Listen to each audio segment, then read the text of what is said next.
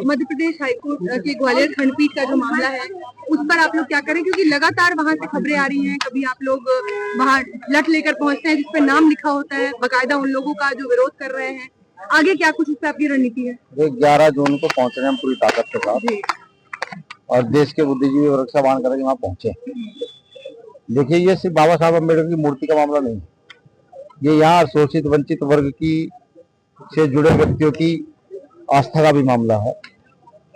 बाबा साहब अम्बेडकर के जाने के बाद एक बड़े पैमाने पर भारत में सामाजिक निर्माण स्टार्ट हुआ और इस निर्माण का हिस्सा आप खुद भी हैं, मैं खुद भी हूं, हम सब लोग उसी सामाजिक निर्माण का हिस्सा हैं।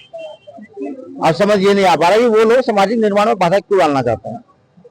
मुझे लगता है कि जिस प्रकार की मौजूदा सरकार है वो पुराना ढर्रा मनुस्मृति वाला वो शायद उसको लागू कराने के चक्कर में है।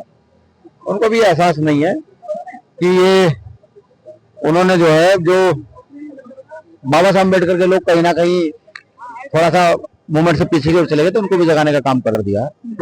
बाबा साहब अम्बेडकर की प्रतिभा तो वहीं लगेगी और संवैधानिक दायरे में लगेगी। हमारा काम है आंदोलन करते हैं, हम लगातार आंदोलन करेंगे। लेकिन सर, इस तरीके की जो मानसिकता है जिन लोगों की, क्या उन पे भी कोई कानूनी कार्रवाई होनी चाहिए? वो बार काउंसिल के पूर्व अध्यक्ष रह चुके हैं, वर्तमान अध्यक्ष हैं, ऐसे लोगों के क्या लाइसेंस कैंसिल किए जाने चाहिए? देखिए, मुझे जानकारी ये मिली है कि प्रशासन उन पर कार्रवाई करने के लिए तैयार नहीं है।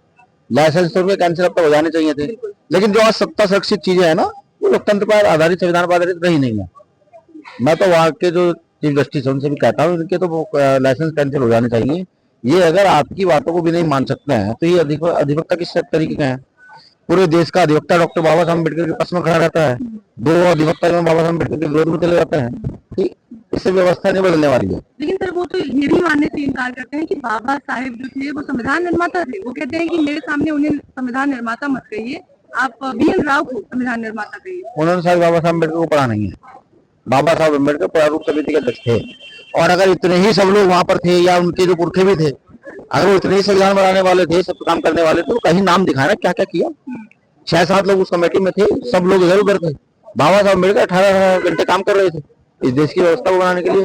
तो मुझे लगता है उनके ज्ञान में कमी है। चंद्रशेखर भाई ने बोला उनको ज्ञान अर्जित करना चाहिए, ठीक है, और इस तरह की वो टिप्पणियां टोका टिप्पणियां ना करते ज्यादा चाहिए। अब शांत हो। आज अधिवक्ताओं का सम्मेलन था, लेकिन दूसरी तरफ हम बोधगया के मामले में देख रहे हैं कि भंते वीणाचार्य हैं जिनको अभी तक जमानत तक नहीं दी गई है और बिना मतलब के उन पे गैर जमानती ऐसी धाराएं लगाई गई है जिसके लिए उन्हें लीगल एड की जरूरत है। तो यहाँ से आप लोग उनके लिए क्या मदद दे रहे हैं? इसलिए मैंने अभी टीम हमारे प्रदेश को मिलने के लिए भेजा।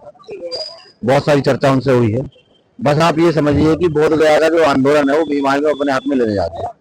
सभी बनते जितने भी बनते हैं और तमाम जो लोग हैं बुद्ध समाज के लोग हैं या जो विश्वास करते हैं भारत के इतिहास में, उन सबको इकट्ठा करके एक बड़ा आंदोलन जल्दी तैयार किया जा रहा है और अब भीम आर्मी धरने पर बैठेगी बोधगया के।